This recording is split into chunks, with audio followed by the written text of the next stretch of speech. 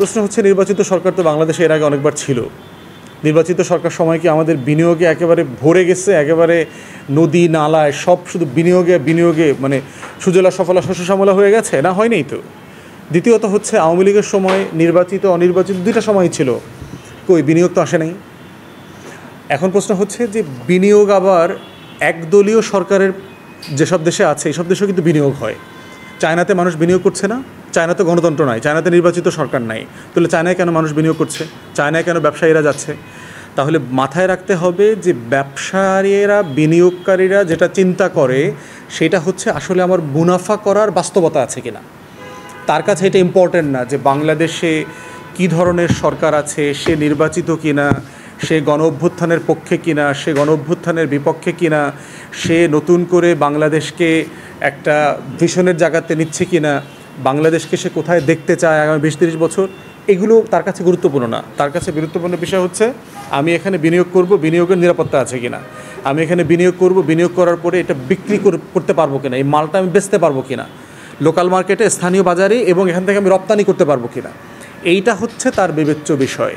সেটা নির্বাচিত সরকার অনির্বাচিত সরকার কোনো সরকারের আমলে এইটা গ্যারান্টি দেওয়া যাবে না। বিনিয়োগ বান্ধব পরিবেশটা হচ্ছে অন্য একটা বাস্তবতা।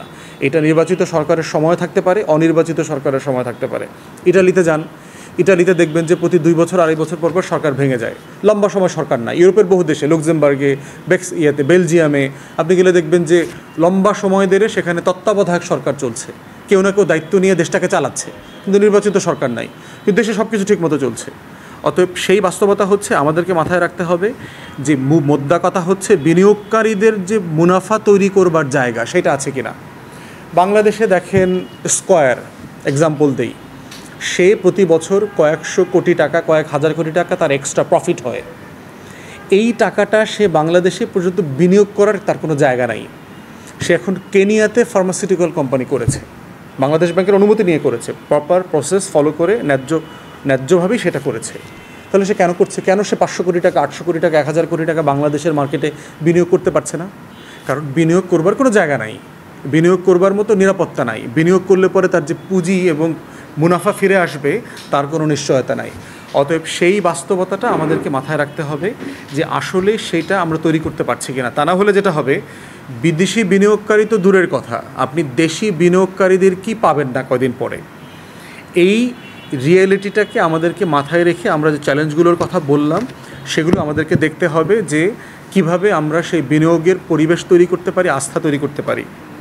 এবং বাংলাদেশে বিনিয়োগের জায়গা দেখেন যে বাংলাদেশে এখন চিরামুড়ি পর্যন্ত বিগ কোম্পানিগুলো দেখবেন, প্রাণ, রহিমা আফরোজ, তারা চিরামুড়িটা পর্যন্ত প্যাকেট করে বিক্রি করছে। চিরামুড়িটা কেন ব্যবসাতে নিয়ে আসবে সে এই ফরম্যাটে?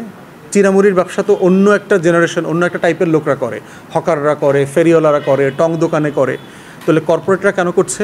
কর্পোরেটরা করছে 2 কারণে। কারণ এই বড় বড় ব্যবসায়ীদের আসলে ব্যবসা করার মতো আর কোনো জায়গা নাই, ক্ষেত্র নাই। এখন সে চিরামুড়িতে হাত দিছে।